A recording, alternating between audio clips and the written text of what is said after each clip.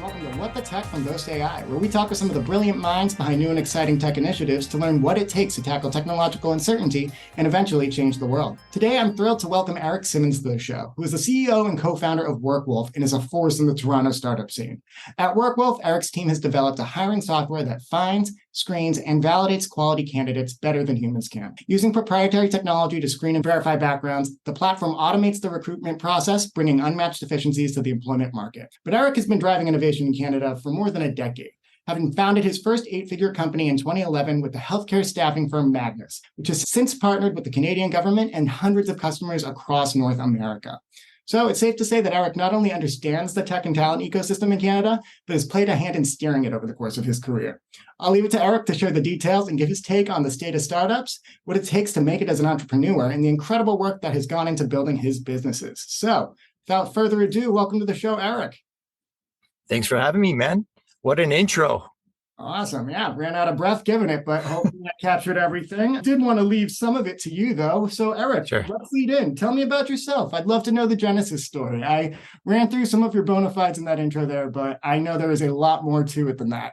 I got into the recruitment business by fluke, and that's usually how people get into it. I took a bit of a stint from the medical space. I got into medical sales and pharmaceuticals right out of school, and then pursued a passion and a career in music for about 5-6 years. And did that professionally for a while. And then I was very broke, very hungover all the time. Didn't make any money, didn't see a long-term perspective. I mean, there were people, I was 25 at the time, there were people that were 40 and gigging still. And I'm like, I don't see myself in that position. And those guys are more talented than I am. So my destiny here is not pretty good. I decided to head back into medical sales, and I met with a bunch of recruiters, and they all wanted me to start with them. I had good selling skills and I had a good understanding of sciences, and that's where it started. 4.5 years later, after working with one of the firms, I was pretty ambitious back then. I wanted to be a partner. I was a top performer. It was a carrot that they dangled that never really was in their plan. So I went out and started MAGNUS in 2011. Very humble beginnings, two guys above a movie theater, 90 square foot office, sharing one desk. Now that company, I guess it's 12 years later, 60 million a year in revenue with incredible profitability, about 20 million a year in profit. And really it opened up my eyes to the challenges in recruitment. And that's the genesis of Workwolf, because I saw there was a really big problem with how my recruiters and how my customers were going through the process of onboarding and hiring. And they were using really all they had, which was the resume, which hasn't been really changed for the last 70 years. It's self-proclaimed and unvalidated, and social profiles, right? Which again, have no governing authenticity or authenticators associated with them. So you can put whatever you want out there, and that's your story. And it's inaccurate. So the data on resume inaccuracy or embellishment is staggering. More than half of them are not accurate. And that's the main data source that employers and recruiters use, right? So it's no wonder there's a talent crisis. My objective when I founded the company close to 5 years ago was to solve the data problem, add prediction analytics and machine learning tools that could predict performance. And then the other piece was to create a new resume, hopefully a gold standard that is verifiable in real time, pulls credentials and verification from the sources that enterprise use today, which are background checkers, and then maintain it in a way that disintermediates the siloed parties like the recruiters that have the data or the background checkers that hold the data, and keep it with the person. The challenge with that is that until we patented this tech, there's really no way to pull the data source. If you were to get a background check directly from the person applying for the job, you're like, well, how do I know it's true?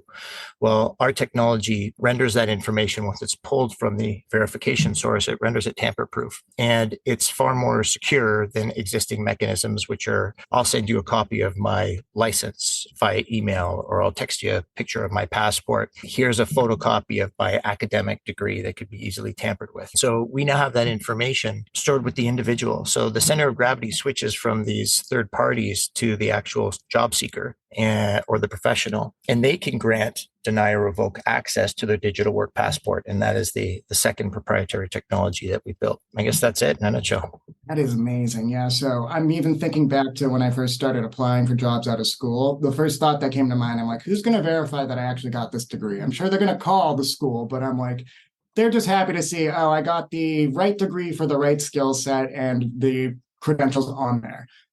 who takes it forward? Who verifies that? Now, this is 10, 15 years ago when I was a newbie. And obviously the internet has matured then, and there's a lot more avenues to kind of do that background checking. But going way back to your Genesis story too, at some point I'm going to hit you up for a recording of that music you were doing when you had that first career. I love hearing about how the backgrounds of a lot of the most successful startup founders are so unconventional. It usually goes with, all right, I did go into the big company and I realized I don't want to do it, so I started my own business. But I'm finding in these interviews that we've been doing a lot more, it's just like, I found myself in this field. I identified a big problem. I didn't know I'd find myself in this field, but the problem was so glaring and I could figure out the solution. I feel like that kind of resonates with the path that you've zeroed in on. And I know that you mentioned some of the big problem about using the CV in general with sourcing talent, but you started in the medical space. Could you speak a little bit to me about what the acute challenges were there in terms of not only validating CVs, but just finding the right talent for the medical community specifically?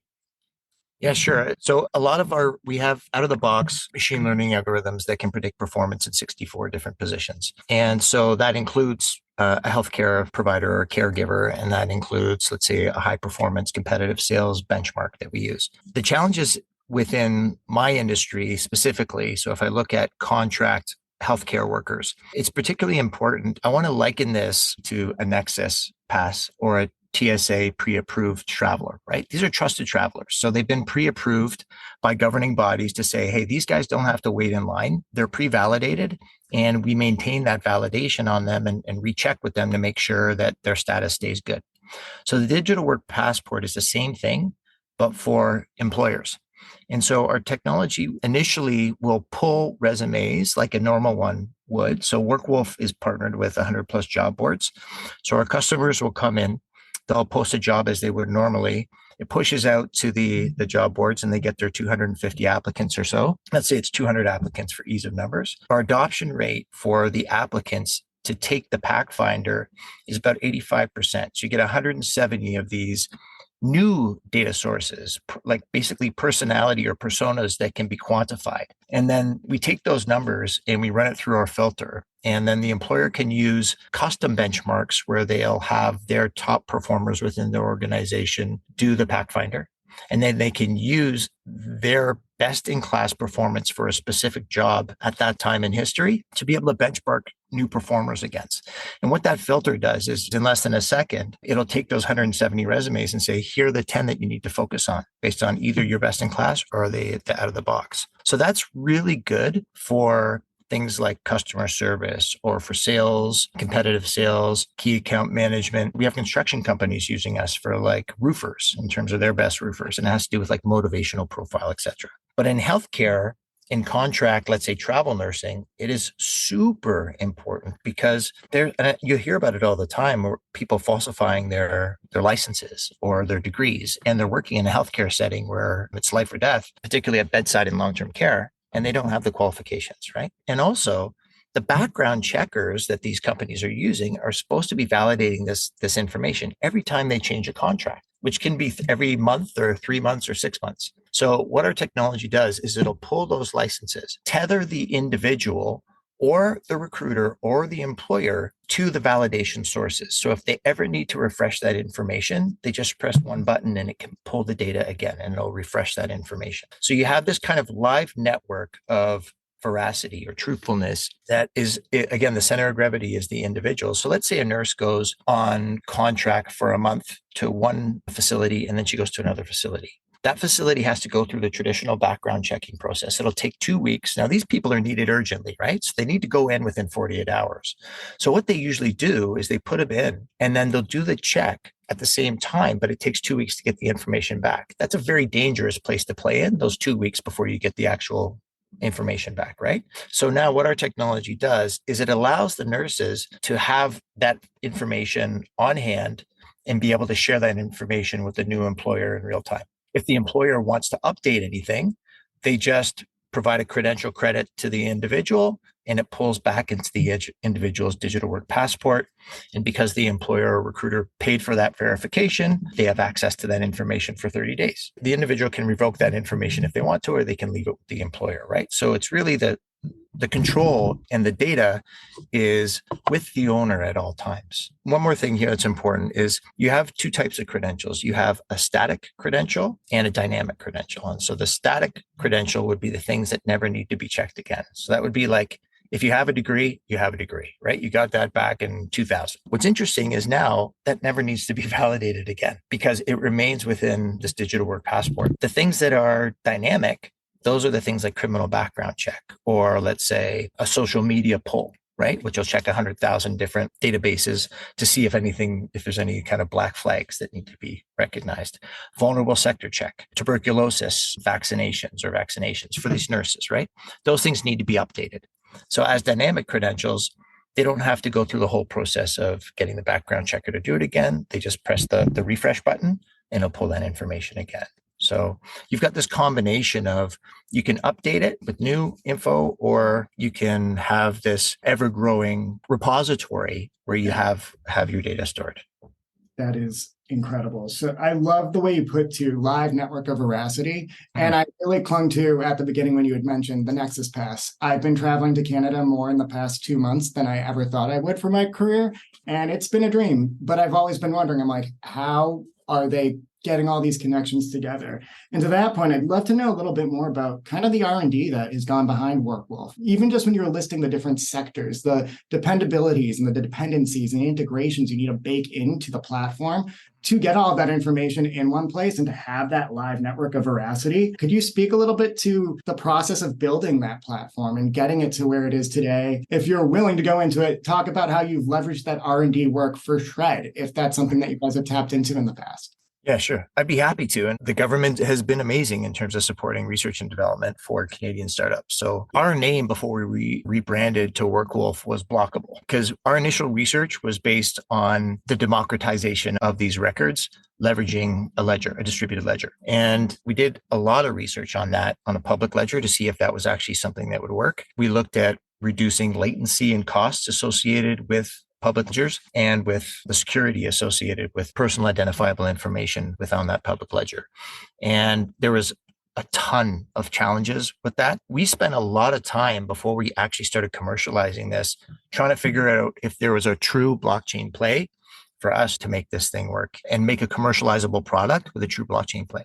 And the answer was we couldn't do it. So we spent a year and a half or so and spoke to some of the brightest people in the world with that technology and came up short. We needed to revamp our model and make the permission ledger, the blockchain component of our technology, a very small piece of our technology. It's, probably 5% of our stack, but it still does what it's supposed to do in terms of accessing the information and tracking when that information is deployed or revoked. That's really all we use it for. We used an agency similar to Boast initially. This was long before we even knew of Boast. Probably we started in 2017 with Shred. We probably have received close to $1 million in Shred financing over the last 5 years. Now that we're kind of in the commercial seat and the R&D that we're looking to, we're speaking to the folks at Boast to see if there's further nailing down our product market fit and getting our 1 million ARR target this year. And so we don't have a lot of time to kind of put the brains behind R&D, but we'll get back to it. It was like 3 years of R&D and crunch and build. And now it's like sell. And then it'll be like innovate, right? That's kind of how it works for us, at least. Yeah. That makes perfect sense. No, and that's so cool. I really appreciate too how you were talking about the blockchain component and how you scaled back on it when you realized it wasn't going to be a huge hit and you didn't want that to be the central portion of the product. You focused on getting that problem solved and getting the solution out there. And honestly, yeah, even if it means a huge market pivot, that's still shreddable research. It's exciting that you guys were able to capitalize on that. And even if it wasn't with Boast, it's awesome to hear how supportive the CRA in Canada is of Canada's companies. Again, they're in the business of really supporting this homegrown innovation. So It's awesome to hear when it's gone into a place where it's actioned upon, where you're going to market. Sure, you're still figuring out that fit, but there is a meaningful platform here and it's going to definitely find its users. So that is so cool to see. I'd love to know, kind of broadening it out a little bit. You're a founder. You have been in this ecosystem for a bit. You're very tuned into the talent community on the one hand. Could you tell me a little bit about maybe 4 other founders who would be listening today? What's your current take on the state of startups, whether in Canada, North America, broadly, globally? I think with tech specifically, so my other business was a service business. So it's like the harder you work, the more money you make, right? And tech is kind of different than that. It's like the harder you work, the more money you burn, right? Because you got to buy more, you got to get more people. That's just before commercialization. So we commercialized in late 2021, and we're not profitable yet, but we certainly are making money. And we certainly have customers that love what it is we do for their employment process. But I'd say, challenges, it's really knowing what to do at each step of the way. A lot of times entrepreneurs will put their head down and say, I can do it on my own. And a lot of times you have to. And a lot of times people will give you bad advice when you're kind of in a new realm, right? It's, getting advisors or getting people who have done it before you and are successful, believing in what it is you do and supporting you in terms of mentorship. That's really important. And there's a lot of quasi incubators, and then there's your legit ones, right? And then there's ones, I'd say if somebody wants to introduce you to investors, or if you're looking to pitch, don't ever pay to pitch. Right. I mean, I'll have people say, hey, I can introduce you to this. Here's our fees. I'm like, no. If I'm going to go to investors, they're investing in us because they see a potential high return, and I don't have to pay to see those guys. It's an interesting space. Interest rates are hurting everybody. But I mean, this is old news, right? I raised money in COVID, kind of at the heat of it, even though my investors like essentially vanished. It took a lot longer, but you just keep going, right? You just keep driving towards you and you find a way, persevere. You got to have grit, and you go out there and you make it happen. So cool. I think that if that point you made about paying to pitch, I feel like that's a really powerful one. And that's not a perspective that we've heard on the show. And we do partner with a lot of incubators and accelerator programs that I would say are the good ones. I do also agree that there's a lot of people who want to ride on the coattails of an exciting environment right now. And it'd be a shame if great ideas die on the vine because they get caught up with the wrong mentors or they get caught up with the wrong groups. So again, to founders listening, saddle up with the ones who we featured on the show if you had to pick. Before we head off, Erik, I'd love to know what's on the roadmap for Workwolf. What's up in the next year? Well, next year's growth year, right? So we hit product market fit, I'd say pretty early. We're expanding into enterprise now, going from kind of small, medium business. And we don't want to get too heavy in terms of, we ended up becoming an applicant tracking system for a couple of smaller companies. And we didn't want to take that route because we have really, really differentiable features to existing applicant tracking systems that are really heavy. We want to have powerful inputs that are something that can modify existing big systems and improve big systems. We don't want to become a big system. We want to stay lean and really impactful to people's businesses. I love it. Okay, perfect. So on that note, how big is Workwolf today? What's the team look like now? And are you planning to expand it within the next year? And what are your goals for that expansion?